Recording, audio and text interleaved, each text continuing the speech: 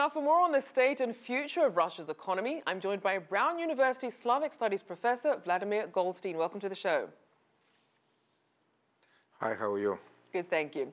Now, Russia's finance minister said he expects 1.8 to 2% growth for 2017. How likely is that, and what's driving the growth? Well, I think it's pretty likely. What drives the growth, of course, several factors. One factor is the price of oil, which enables the government to invest more money in infrastructure, in real economy, and so on. But there are other factors. The Russians begin to feel much better about their country. All recent polls suggest that more and more Russians feel positive. Their lifespan is expanding. They are having more children, which means that the economy will be driven forward. It's a task of Putin, and many economists hope that, for election's sake, he'll begin to invest into this domestic economy, increase consumption, increase real income for people, which is still kind of lags behind. So purchasing power is not very good for time being within Russia. But we have to be aware that Russia is a great market. Russia's been behind for a while. There's still a tremendous thirst for consumer goods. So once the Russians put some money into their pockets, working for trade, working for agriculture, working for defense ministry, they'll start buying things. So there's basically, might be in next year, might be 1.72, but I foresee in the nearest future, precisely because Russia has all the fundamentals in place, the growth will pick up even further. And Vladimir, to your point, we already saw these made-in-Russia exports ticking up, and we're also seeing this so-called economic patriotism, where we see more Russians determined to start their own businesses and really rely on more Russian goods and services. How much of an impact do you see that having in 2018?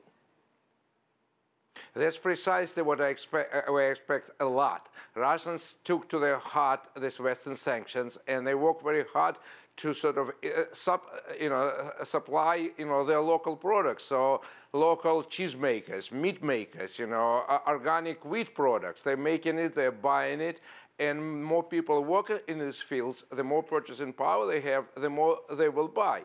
Now, in Moscow, Petersburg, there's endless amount of fancy stores, cafe shops, bakeries. So people are consuming, and they're very happy and proud to consume Russian products. And what is another interesting thing, Russians had a chance to travel, had a chance to see things abroad. They used to have this, honestly, they used to have a complex that Westerners do things better. Now they began to be getting more and more confident that we can actually do things better. And they do get things better from agricultural products to icebreakers to military to engines for the spaceships. So the more confidence they have, the more developed economy will get. Now, Vladimir, let's also look at some of the trade activity that we're seeing, especially in response to the sanctions. Looking at some of their trade partners, starting with the BRICS countries, how much trade activity can you expect to see there?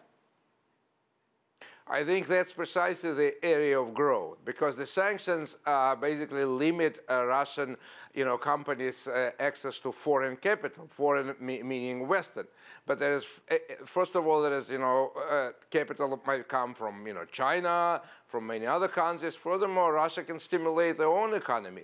They, for time being, people in Central Russian Bank are very much, tight about, their monetary policy, but they can loosen it, and that will stimulate the economy. So, Russia, the world is changed since the time when West, EU, and America could control financial flows and other things.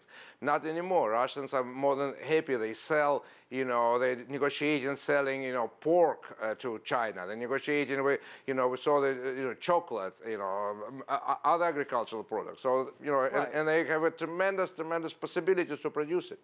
Now, Vladimir, I do want to get to next year's election. In terms of, if you could name one potential bright spot and one potential pitfall that we should be watching for, especially as Russians head to the polls, what should we be looking out for? Well, most of the Russians are extremely positive about Putin's foreign policy. Of course, in terms of the domestic policy, as I suggested, purchasing power is not very strong. You know, outside big cities, Moscow and Petersburg, you know, people feel the pinch. You know, economic, you know, they don't make too much money. So economy, you know, it might be something decisive factor, but they still have enough trust, I think, in Putin. And from what I understand, Putin is investing in infrastructure, is trying sort of to ease access to money.